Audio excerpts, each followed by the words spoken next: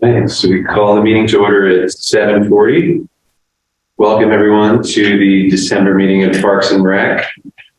We have no one from the public in attendance, so there won't be a public comment portion.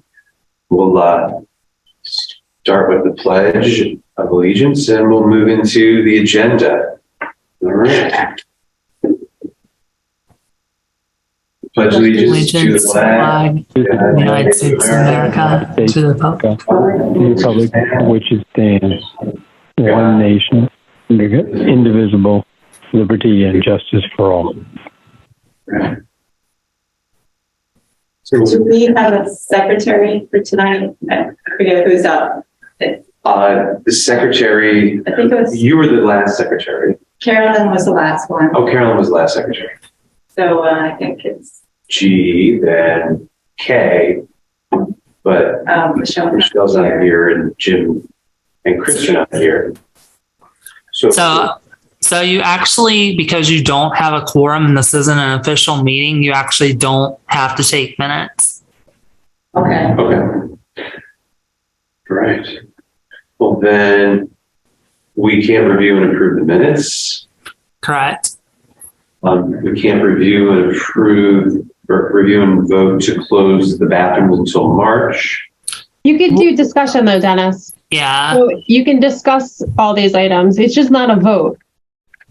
Exactly. Yeah. So maybe what we could do, Dennis, if you don't mind, since I am here for the moment, maybe is I could give some brief background on this request I'm making of you all, since I'm the one asking about it, and that way you'll have some background information from me going into a position of them being able to make a decision at your next meeting about it. Okay. Yes, and the most important thing was the committee. So is that what you wanted to address? I can take like 2 minutes and talk about, just explain why I'm asking what I'm asking for the bathrooms. And then, again, you all don't need to have like a 20-minute discussion about it tonight. You could, maybe discuss it further at your next meeting. Okay, thanks. So with the bathrooms, last year, we had an incident where we had some pretty bad graffiti in the bathroom last winter. And talking with the police department and with Public Works, part of the challenge with the bathroom in the winter, it's like kind of ironic in that it's more difficult to keep the bathrooms like in a good place because there's less people. Like they're more susceptible to vandalism because there are less people using the bathroom for the vandals to get caught. In addition, the other thing that's happened this winter, it was brought to our attention that our cleaner is going out of business effective end of January. And Michelle Carroll, my assistant, looked into various options for cleaners. We knew the new cleaner was going to be more expensive because when we did bids like a year ago, all the other bids were way more expensive than the cleaner we ended up going with. We did not anticipate how much more expensive they were going to be. I had a chance to share around with a couple of folks the price quotes we got back. Our current cleaner, we were paying like something like $10,000 a year to clean the bathrooms and 80 Windsor and all that. All the other cleaners to do the same work that is being done right now wanted like $30,000, $40,000 a year minimum. So given how drastic of a price change that is, I had a chat with our Public Works, manager, and what he and I figured we would do for now is, his team, when they're working on the weekdays, they can handle the bathrooms in the park and over at the library during the weekdays. And, again, as long as there's not some major, snow thing going on they have to deal with. And, that'll buy us some time to, try and figure out a solution for the weekends. But, just knowing the sort of use that, everything gets on the weekend, we thought because of the vandalism last year and the challenge with finding a cleaning company this year, if we could close the bathroom at the park through the winter, it would give us a lot of important breathing room right now while we figure out, the more long-term answer. Of course, we would want Parks and Rec's input on that, decision as well. Okay. Samantha, I have a question. How many cleaners or quotes did we get for cleaners? Yeah, I don't know how many different companies Michelle reached out to. And just so everyone's on the same page, Michelle actually wrapped up her employment with the borough last week. So I don't know specifically how many she reached out to, but I know we got 3 price quotes back. And one of the things I wanted to look into, I don't know if one of the places she contacted was the property manager for the 201 Sabine property. Because there's a commercial cleaner that cleans, that I'm like 99% sure there's a commercial cleaner cleaning that property. And part of my thought was, well, maybe if they're already doing that property, see what it would cost to do other borough-owned properties. And then you said it was $10,000 a year currently. Is that just for cleaning the park bathrooms or all of the bathrooms for the borough property? Yeah, that was for both. And that 10,000 is not the specific number. That's pretty close to the number, but that's not exactly the number. It was for both the park bathroom and the bathroom at 80 Windsor. And it was for, once a day, 7 days a week.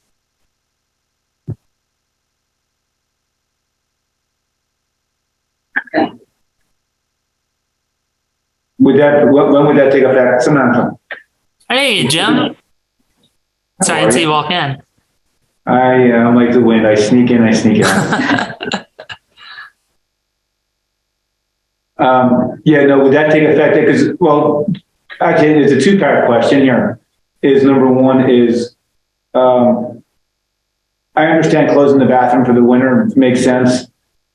Would we, in the past, we've provided like a porta potty in case someone is using the park. It's a nice day, but we have it closed for the spring, say from January to March. Mm-hmm. Would we consider doing that again? At least having. Oh, that's a nice. Actually, yeah, I didn't even think about that. That's thanks for suggesting that idea, because we do have, given the situation, the nature of Sabine Park, we do pay for a porta potty there, and that's not that expensive. We pay like $100 a month for the porta potty over at Sabine.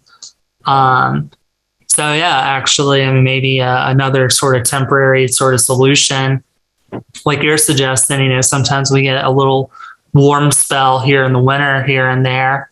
I'd certainly be very open to providing a porta potty or even a couple, porta potties over at Narberth Park during the winter if we close the bathroom.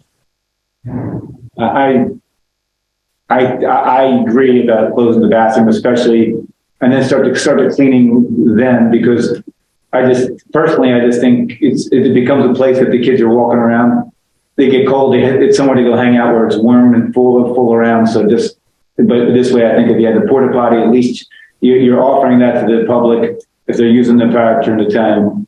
So my question is, if we close the bathrooms from, say, January 1 to March 1, I use those dates, or whatever the dates may be, you're saying first day of winter to March, would the price, that $10,000, would that basically start from that point there, 7 days a week, or is it an annual deal that, hey, listen, we're just going to do it, one time a day, 365? Yeah. So if I understand your question correctly, the cleaner previously, like this past year, again, give or take $10,000 was paid to the current cleaner in 2022, and that was for all of 2022. So I would say that we would probably save a little bit of money by not having the bathroom open in January and February, because then we would only be paying someone from March through December to clean it. And and I think probably what we'd be willing to do too is only have to get someone for the weekends as well. Okay. So Samantha, I found the spreadsheet with the bids. There were 3 bids. All right, cool. Thank you for that, Ira.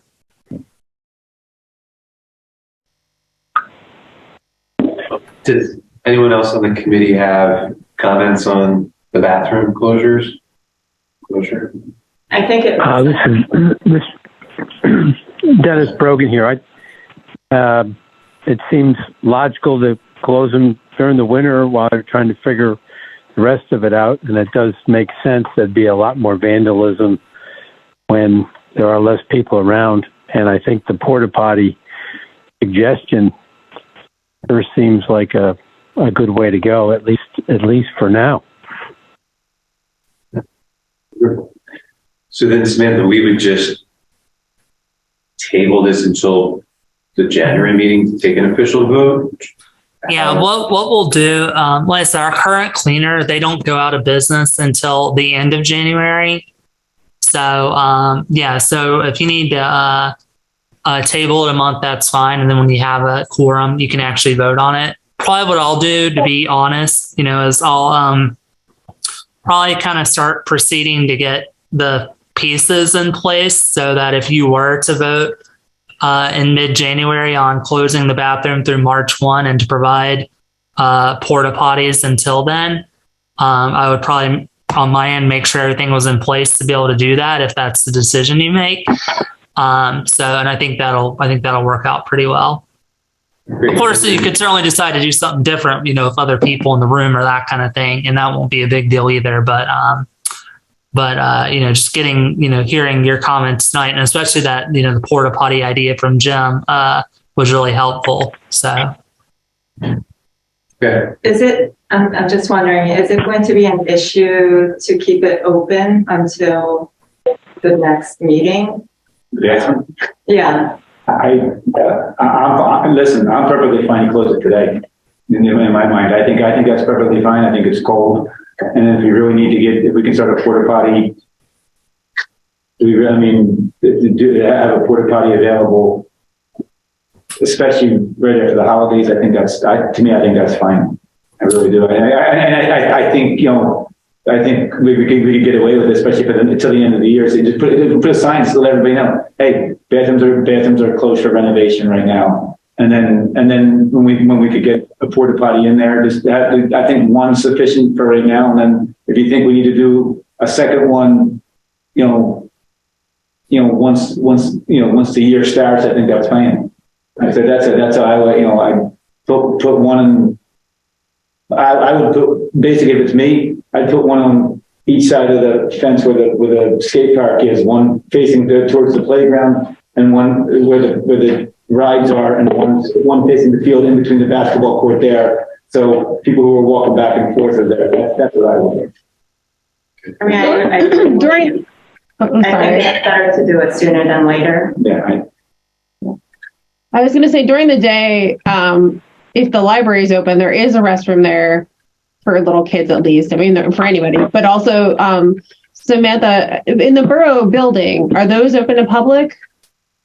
They're open to the public when the building is open. Yeah. So if it's during the day, I think there's other options, and that could be part of the signage. Sorry, these are closed, but the nearest 2 are there.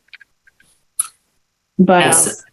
Yeah, those are good ideas. So actually, why don't we do this? Why don't we just say administratively, we'll close that bathroom. We'll put that signage up like you're talking about, and I'll get in touch with Blazinski about a porta potty for Narberth Park.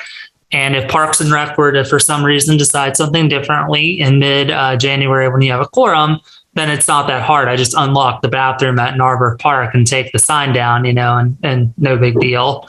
So. Okay, thanks, Amanda. That's very helpful.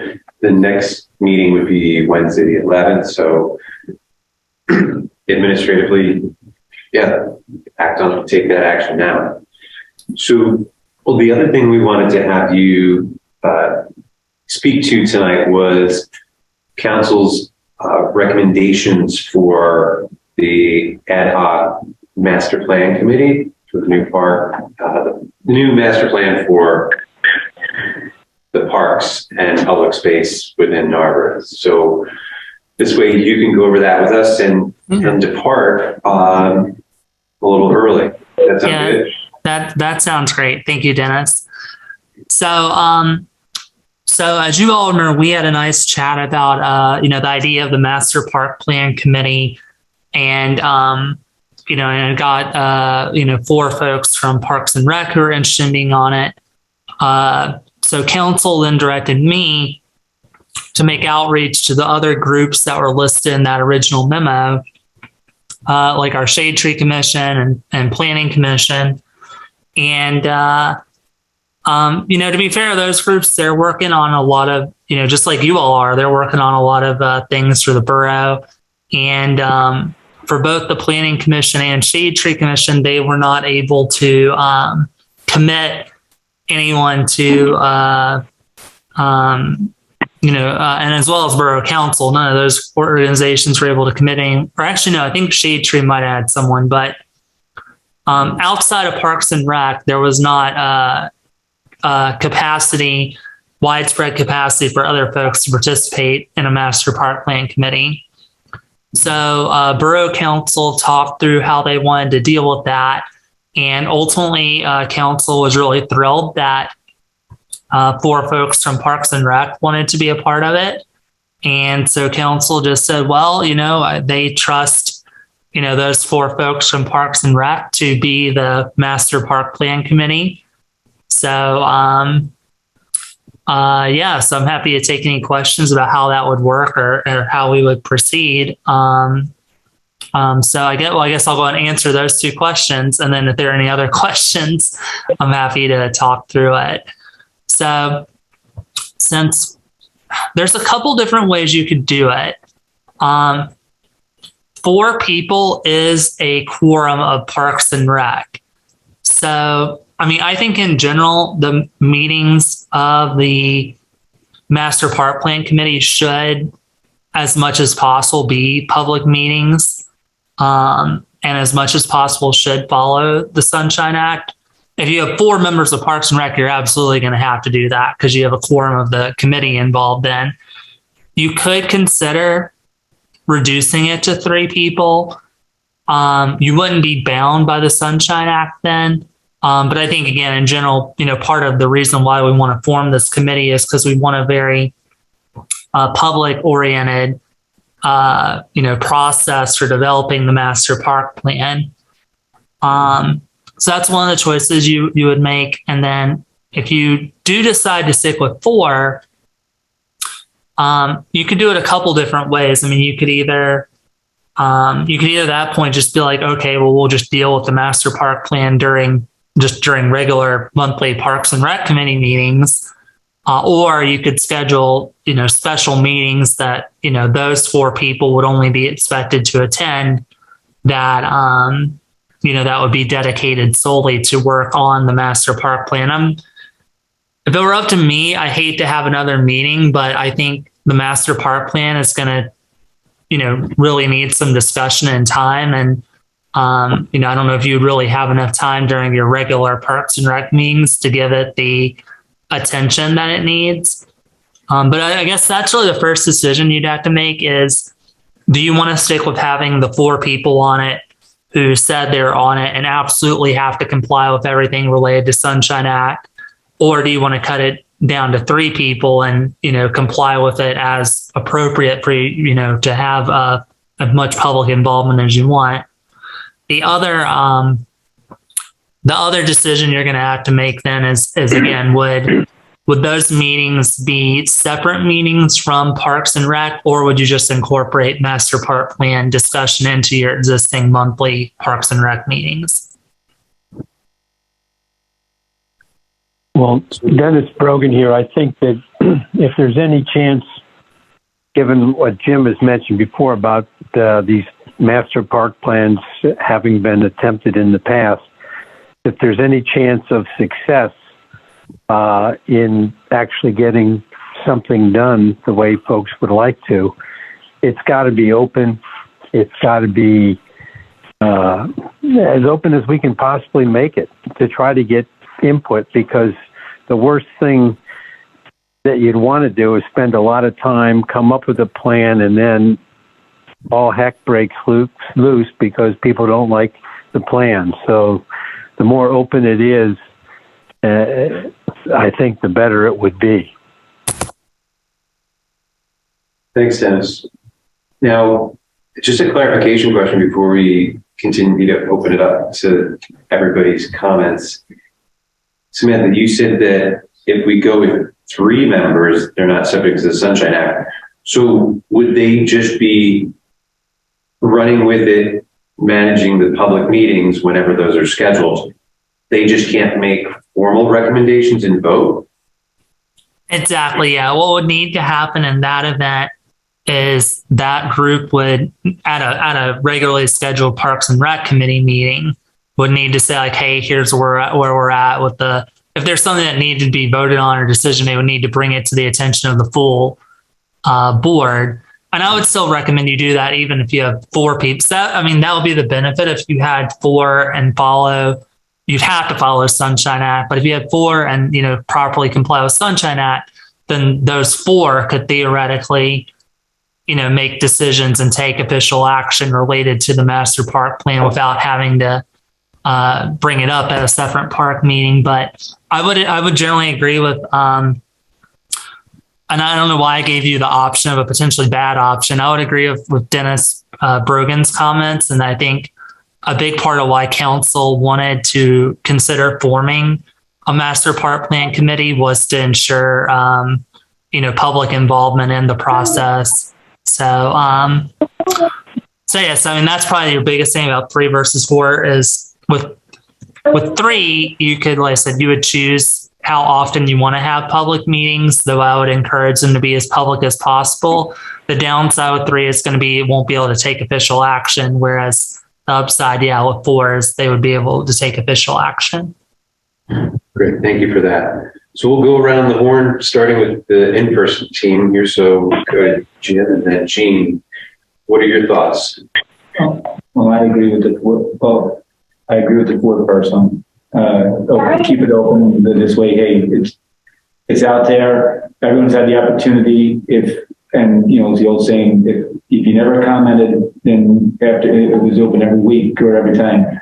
The one thing I do want to say though is, I think the 4 people who were on the committee, Dennis Brogan was one, and who I guess, well, did we appoint? We had 3 appointed, didn't we? We actually had 4 volunteers. So it's Dennis Bergen, myself, Gene, and Chris. Okay. Well, then here's I think the 4 of you need to decide as far as if we're going to have a separate meeting and then say, hey, and then we dedicate 15, 20 minutes of the scheduled meeting to discuss the park, because otherwise, if the park becomes the park plan becomes the focus of the meeting all the time, it becomes there. So I think that's a decision that you guys,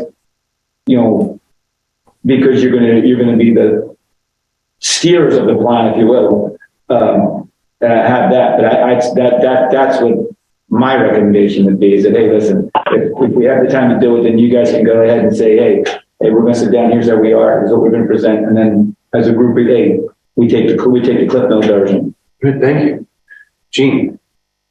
I actually think that there are some advantages to having it down to 3 people. And one of the advantages, I think, is that you'll be able to meet more often or be more agile in terms of the timing.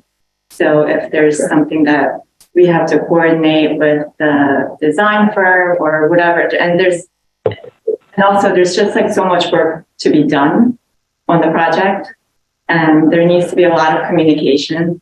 And a lot of times I don't feel like it can all be done in a formal meeting like this, you know? Well, those are some good points. So why don't we ask Samantha to clarify the ongoing communication that would be generated through an endeavor like this, that the Sunshine Law does not apply to that ongoing communication unless everyone on the committee is copied, right? So if it's just, housekeeping items, that's okay, correct? It's just, then it's summarized and presented at the public meetings, correct, Samantha? Yes and no.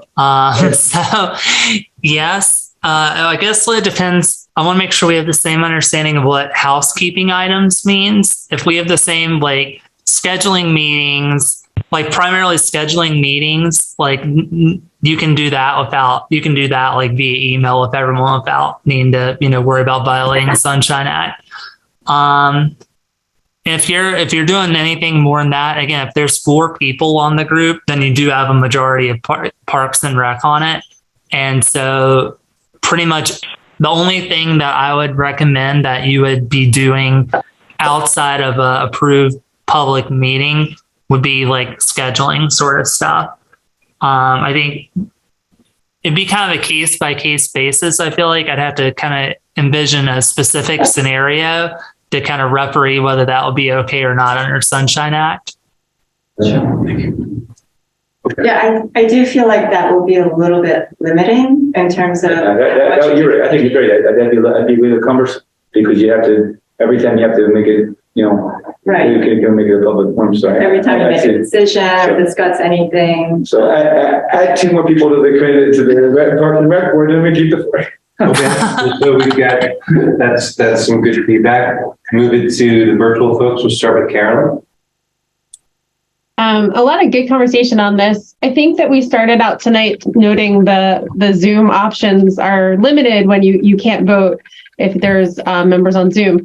And I do think there's a lot of work and discussion that could be done virtually. So I don't, I think I'm in favor of the 3 people rather than the 4 to avoid the quorum. And I guess when I was thinking you could do Zoom but you probably could do that anyway, even if it was the 4 people. So maybe I'm overthinking this. Anyway, I think in general, I'm a little more disappointed that there's not more members from other committees that want to be part of this planning process. And congratulations to the Park and Rec Committee for having such a large volume of members. So good job on that. But I think that if you have 3, hopefully there's other members that come, members of the public, professionals that you work with, it can kind of get done.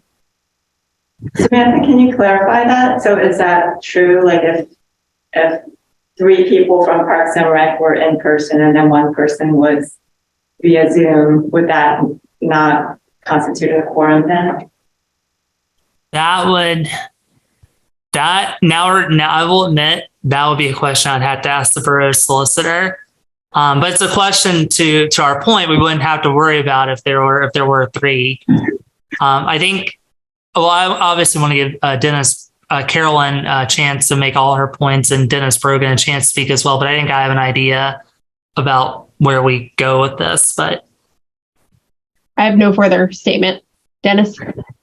Thanks. So Dennis. Well, I had initially said I thought the open meeting approach was important and critical. I still think that way. I don't know if there's a way to, I guess it's a little surprising that there's only 4 people that, none of these other groups are getting involved. So I don't know if there's a way to have the 4 members of the Parks and Rec Board who had expressed interest in being part of this. Can you have, and I don't know this, Samantha, can you have this, let's call it for a minute, a committee of 4, but is every meeting between 2 people or 3 people? If there is a committee of 4, but there's sort of, discussion groups and thinking process along the way where you don't have all 4 meet, does that in some way violate the Sunshine Act? That would not, but I think that would be a very awkward, and this is my personal opinion, it would potentially be an awkward way to do business. If I may, I think having had a chance, I do a lot of thinking while talking, I'll admit, and hearing all of your comments as well. I think maybe I have a Goldilocks solution here. Yeah, that would be great. I think we can meet in the middle. So hopefully yes, here's what, from everything I've heard from the committee tonight and having a chance myself to kind of talk it through and think it through. I would actually recommend that you only have 3 people on the park plan committee, but you may, even though you're not required to comply with the Sunshine Act, I think you comply with it as much as you feasibly can, in the sense that you would have either some sort of regular public meeting. And then, if there's like homework, so to speak, that needs to happen outside of that meeting, you would have the flexibility to do that. But I do think, again, and you're going to need to have, in my opinion, and I'm sure, whatever professional you bring, I'll tell you this too. I mean, you're going to need to have some like town hall style meetings and stuff like that, where you're really going to engage the public. But I think for I think you should still probably have some sort of meeting on the calendar that is a public meeting, or every so often have a public meeting to make sure. And I don't know, or maybe it could be in this meeting. Again, you take 10 or 15 minutes every one of these meetings and make sure the public is aware of what all's going on with the master park plan process. But I think you can do it with 3. And again, just have some kind of plan for how you're going to keep the public involved and informed with just 3 people. that sounds good too. What I've observed with all of you over the past 2 months is we can be very efficient. And so we can combine the two. We can combine it, meet in the middle, and that keep this scheduled meeting, because we all agreed at the last meeting to do this day and time through 2023. But this way the public then knows, do you want to come and be part of it? X amount of time each, the second Wednesday of every month, you have the opportunity to come in and be updated on the process and make your thoughts known. And obviously we would have an agenda, but, we have 90 minutes and usually it takes less, but if we have a light agenda, we can flow through that 15 minutes and then the rest, then have an hour for the master park plan. And then it can flex. And then the following month, a bigger agenda, well, adjust accordingly. But, prior to this year, or prior to me joining, didn't you guys take, the summer off anyway? And you didn't meet 12 months or 12 times a year, did you? No. So we'll meet 12 times a year over the next year because of the master park plan. So that seems like it would be more than enough time. And then with the flex being an agile 3-person committee, if it needs to be supplemented with collaboration outside of that, then we are not restricted. What does everyone think about that?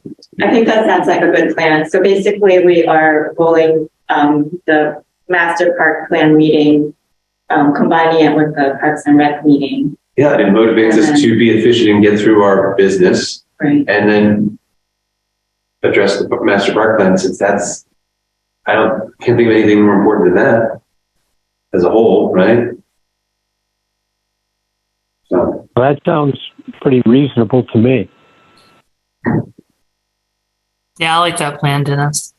okay, thanks.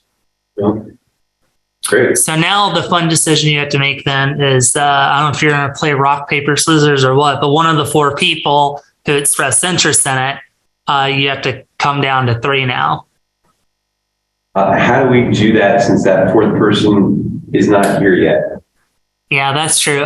So maybe if Chris shows up later tonight, maybe you could circle back to that question then.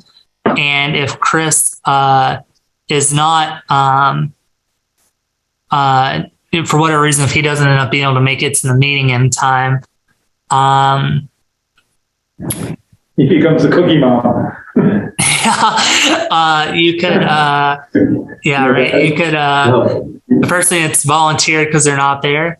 Because they're not there. That's the thing. That's the Girl Scout cookie. If you're not the Girl Scout cookie mom there, you become the cookie mom for all the Girl Scouts. Next thing you know, there's 87 boxes of cookies on your front porch saying, Absolutely.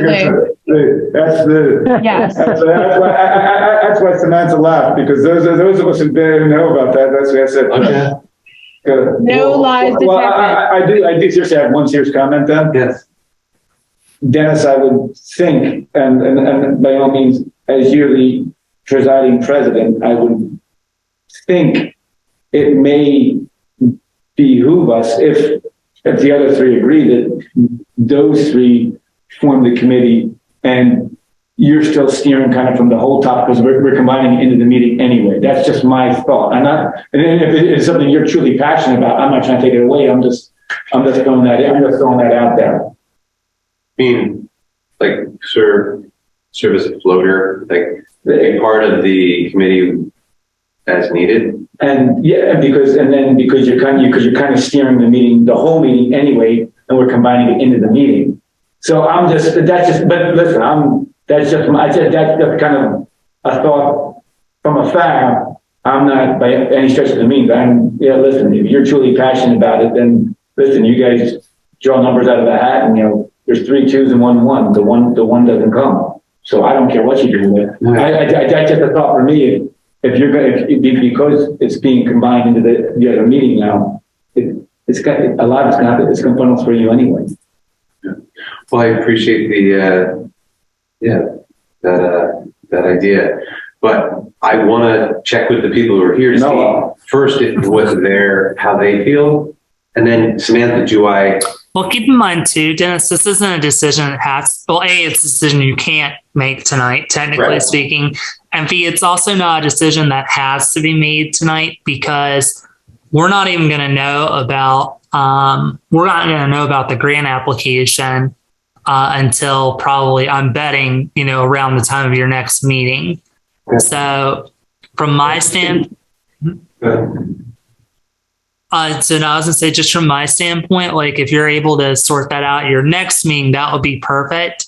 And then I can then get in touch with those 3 folks and kind of schedule an organizational meeting. And the first thing I'll want to do is, work with those 3 folks on a, scope of work to bring in a, professional, depending on how much funding we have available, to assist the Parks and Rec Board. Well, just take their temperatures, Dennis and Jean. Would you still like to be on the committee? Yes, I would. And I think it's great that we have so many people on the Parks and Rec Board that are interested in contributing. So hopefully we come up with a solution that works. Dennis? This is Dennis Brogan, and I would still like to be on it, but I would also say I've been impressed with Jean's insight and her, forward thinking in terms of going to the Ardmore planning folks and seeing how they've been doing things. So my gut feeling is that Jean is already on, it should be on, and then if we're going to limit it to 3, then it's between the 3 other members of the Parks and Rec. I think it also helps to have some diversity in our makeup. So that's my thought, and but I would still like to be on the committee. Great. Thanks for your continued interest, and that we'll table this until January to make a final decision. And am I able to convey what we discussed with Chris? Yeah. That meeting? Yeah, like you definitely be allowed to reach out. If Chris doesn't show up tonight, definitely feel free to reach out to him. Be like, hey, you can give him as much background information as you need, but basically be like, hey, for these reasons, we're cutting the group down to 3. Are you still interested in participating? And then once you know that, then you can, come to your meeting in January and figure out who your 3 are going to be.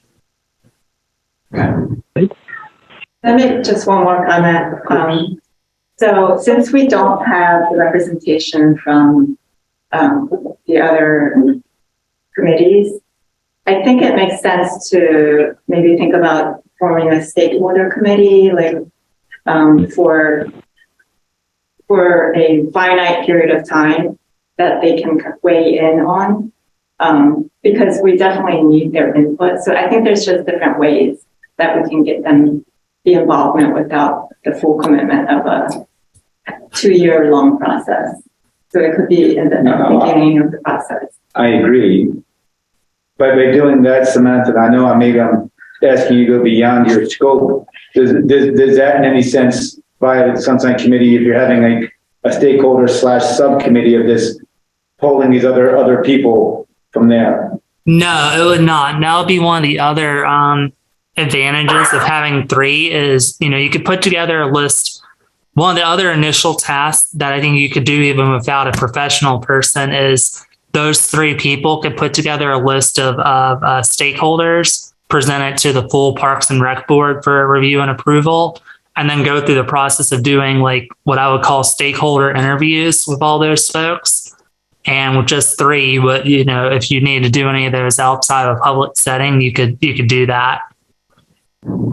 And yeah, I think, Gene, that's great. I think that would be a great opportunity to loop in, someone from the Planning Commission, someone from Shade Tree, all our external, a lot of folks you're going to talk about tonight about, like recurring park users, those sort of folks. Considering I couldn't say the last time when did we have someone attend in public or someone from the public attend our meeting? Can anyone name? The skate park. That's what I was going to say. Skate park, yeah. As much as it gives me PTSD to say that, yeah. There were several members of the public.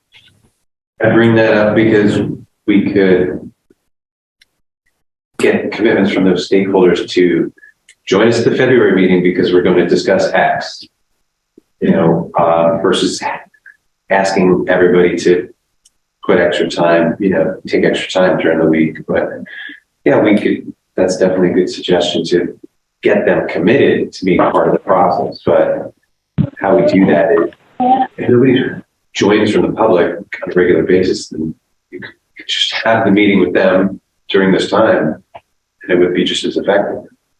But okay. Anything more people want to share or discuss about the Master Park Committee before we move on? Can I make a comment? Yeah. I don't know, Samantha, are you leaving after this? I was hoping to be honest. Can I just bring up one more thing before you leave? I just want to discuss the possibility of some kind of communication with Public Works and the Borough and Parks and Rec, like a regular report. I don't know what that would look like exactly, but it could either be like either a written report or maybe somebody who represents Public Works could zoom in and give an update on what's going on. I think it would just help the whole board to be more informed on all of the updates with the parks and to be able to make better decisions. Yeah, what I could do, Gene, I could send you all an example of the monthly report that our Public Works manager does for Borough Council, and maybe you could take a look at that and see if that's kind of like what you're thinking of, and if there's something that needs to be changed with that to meet the needs of Parks and Rec, I could certainly talk to the Public Works manager about that. Is that a written report? It is. Okay. Yeah. It's both written and he includes a lot of great pictures in it usually too. Okay.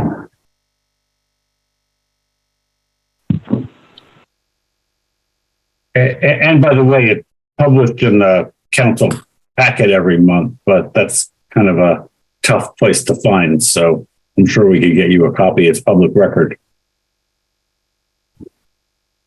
Yeah, and I don't know, as an aside, also, I feel like the public would love to hear about all of the things that Public Works is doing. So it might be something that should be included in the weekly or newsletter or something like that. Yeah, so yeah, I can definitely get you a copy of it to take a look at. And yeah, just let me know if that's kind of what you had in mind, and if not, we can figure out the best way to get the board the information it needs. Okay. Well, thank you for joining us, Samantha. This is very helpful, and we'll add these. Continue the discussion to make a decision in January on these items. So we'll move through the agenda. It shouldn't take that long since we can't vote. So we'll just touch on what needs to be voted on next month. All right. Good night, everyone. Thanks, Samantha. Good night. Good night. Happy holidays. So the Finance Administration Committee sent us park user questions that they'd like us to review and potentially consider having the park users answer those questions when we have our March meeting. I think it would make a lot of sense to have that, to send it to them in advance. And since we can't officially vote on this, but we can at least review this. We talked about this last month. Who are the stakeholders that we should invite? Because we'd be sending out ideally send it out this month. So we'll just have to send it in early January. But here are the 12 groups that we identified during our last meeting. And we're missing some contact info on a few of them. But let's go over that, the missing contact info. We can at least get that buttoned up, and then we can take a look at the questions, even though we can't officially decide on them. So St. Margaret's, Jim, who would be the person we'd email about that to join? Or would you just be their proxy? It would be it's easiest for me to be the proxy. Yeah. Okay, that's easy. Danny's guitar, no email on his website. Anybody know how to get in touch with Danny Gold? I've called him. Honestly, like I never emailed call on the phone. like a phone call. I can share just that thought number. maybe someone here is taking lessons, or their kids have taken lessons, and they'd have that email pop up. No, I don't think. I think.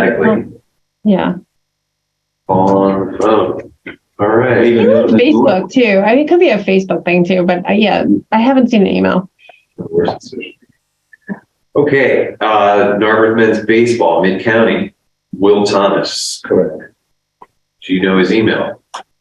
Yeah, I can get it. I was going to say, Does it automatically pop up in your two? I was going to say, I may have an old email, but it won't be hard. It wouldn't be hard to get. Okay. Great, and that was it. But does anybody see any people we've left out based on this list? Can you bring up the list again? Oh, I thought it was showing up. My bad. Here we go. I need to share, switch to share. Here we go. Which one?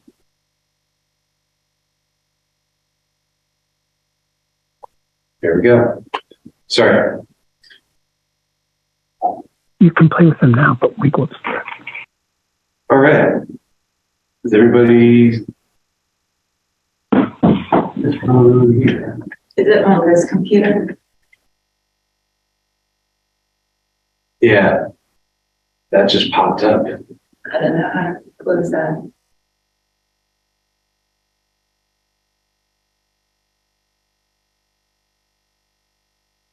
Good job. There we go. And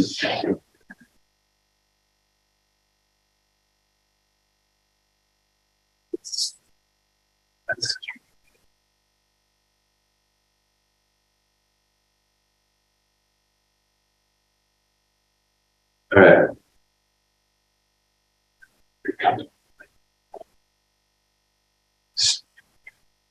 Okay, so here's our list of 12 consistent park users. Does anyone notice a group that we left out? We got the NAA, St. Margaret's, Boys and Girls Basketball League, the library, Narberth Run, Friends of Sabine, Danny's, guitar, baseball, Shade Tree Commission, Co-op Gardens, Civic Association, and 4th of July. Well, I might just add the Girl Scouts, since the Girl Scout room is next to the library. I know they participate in a lot of events in front of the park, like selling cookies outside the library. They participate in Earth Day and other things. So they might be, I don't know if they formally use the park, but I mean, a lot of those meetings happen and then they use the playground informally. okay, now I'll put Jim on the spot. So historically, these meetings are for people who use what space within the park?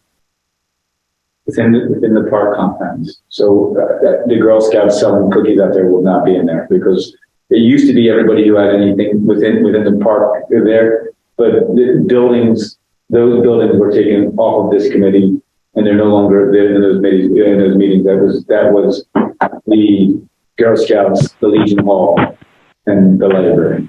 So, Okay, so we don't even need the library on there. I mean, Not like they're doing an event on the baseball fields. They were connected to, Dennis, they were connected to the Skate the Foundry, remember? And they put on those events, and then they use the pavilion for like poetry events. They have story times in the pavilion. But as far as what we need to do for them, aside from field scheduling, is very good, because before it was everything that dealt with their buildings, and that's what it was. So, Okay. But yeah, I was going to say, I mean, I think it's fine to include these folks just in case do you have any events planned here? I mean, because, you obviously, if you go ahead and talk to American Legion, because they have their events on Veterans Day, Memorial Day, when they technically don't, they just go up to the monument, up to the top there. They didn't really ever use the field, but I guess it's good to include them, and they can decide if they really need to join or not join. Then add the Girl Scouts, and who would we put? So it's Girl Scouts is Mill Creek Service Unit, and Christine Weatherwax, and I can put it in the chat, or I can email you the name. Yeah, well, K or C, Christine. I'll just type it right now, Christine. Yeah. Weatherwax. Yeah. The chat's not enabled, so I can't chat you her email, but it is CMW 114 at gmail.com. Okay, great. Man, I just got Will Thomas if you want Okay, thanks. Yeah, hit me with Will's. W.I. Thomas W.I. Thomas at udel.edu. Okay.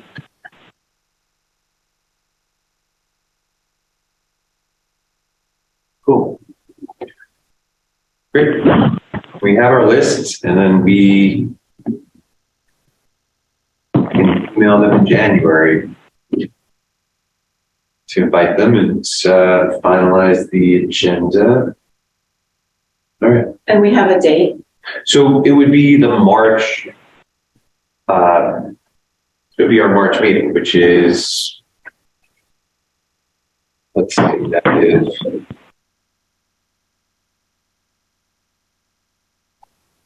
March 8th, 2023. Does that keep happening? It's so strange. Anyway,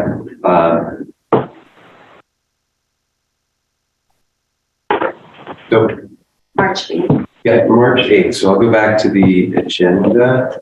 at the regular time, 7:30. Yep, so what we'll do is we will carve out a portion of the March 8th meeting to have the users, meeting. And that's it. Now, the last item on the agenda is based on feedback from the infrastructure committee. It looks like it would be a good idea to remove, or they're going to remove the option to rent the 201 State Line parking lot because they pose these questions which we can't actually vote on. So, and it's not like people are clamoring to use the parking lot anyway. They haven't even formally accepted our use, application. But these are some of the things that they brought up, which is, these 3 points that we would discuss next month and decide how to proceed. I mean, I'll start the feedback, which is, yeah, it is difficult to manage a big parking lot, squatter cars. How do you move those, in a timely manner? And then people, get disappointed. Well, I didn't have the whole parking lot. It just seems like it's too many variables that we can't control. But of course, a one-off event like a group puts in a lot of planning and works with the borough to have a food truck festival. That's a little different, and then the police come in and close it off, and that's like a big community event. But just like the average Joe user or Josephine user, well, it just doesn't seem like it would work that well at this time. Yeah, what are everybody's thoughts? We'll start with Jim.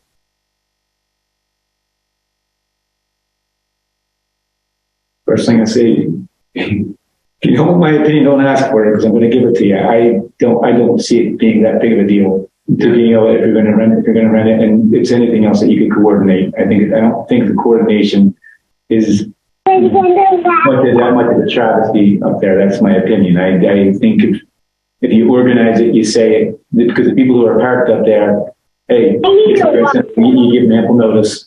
This is what it's going to be, and then really. And I'm not saying if people leave the big trucks up there, that we go, we get rent tow trucks and get them out. No, they should get a sizable fine. It's very simple. I mean, that's my opinion. I don't foresee it as, but if that's my opinion. I think if you're going to rent it, I think if you want to use it, like you said, if you're going to do the food festival, it should be the same applications. I don't foresee it being that big of a deal. Gene? I'm just wondering how they're handling it now in terms of the enforcement. Are they just not enforcing it? Well, they instituted a permit, and we'll have Ira talk about that. But there is a permit requirement now to leave your car there, right? Which I don't remember when it took effect. And did they get rid of the squatters after they implemented that? I don't know. So we'll defer to Ira on that. Ira. Well, so let me first just say why we temporarily removed the Sabine parking lot from the rule set. It just looked like there was a lot of complications to it, and we didn't want to hold up the rest of it while that got sorted out. So we rather than getting into an extended conversation about that, we kind of just like approved the rest of it, and we'll circle back to that issue because there are issues about what you do if someone left their car there. I mean, it just becomes more work. So I'm not to say that we wouldn't do it, but we didn't want to hold the rest of the stuff that you put so much time in on hostage to that more complicated situation. And that's, did the borough implement the permit program yet? well, I believe it's been approved. I don't know that it's been fully rolled out yet, but I'll have to get back to you on that. But I know it was definitely the notion of approving it and cracking down on the long, sort of people who dump vehicles there and leave them there forever is definitely, work in progress. Okay. Great. Thanks for that clarification, Ira. So Dennis and Carolyn? I don't really have anything to add on that. I think, yeah, no, nothing to add. Yeah, same. I think we hashed it out last time, and I think I had concern about the feasibility of it too. Just think it was kind of complicated, but so I defer to whatever the infrastructure committee wants on this one. I don't have much more to add.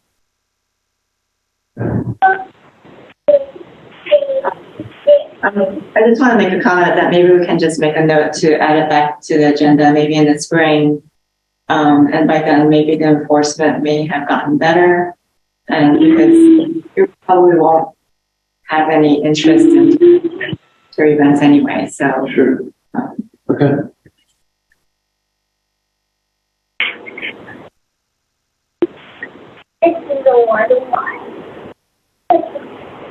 Great. Well, with that, we've covered everything.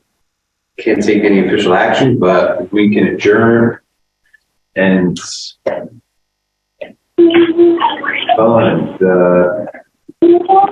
everybody can time back in their night. Anything else before we close it out? No? Okay, well, Carolyn, thank you for all of your service over the past year, and Thanks, guys, and happy holidays. I'm sure I'll see you around the borough. Bye. Carolyn. take care, everybody. Happy holidays, everybody. Take All care. right. Bye-bye. Happy holidays.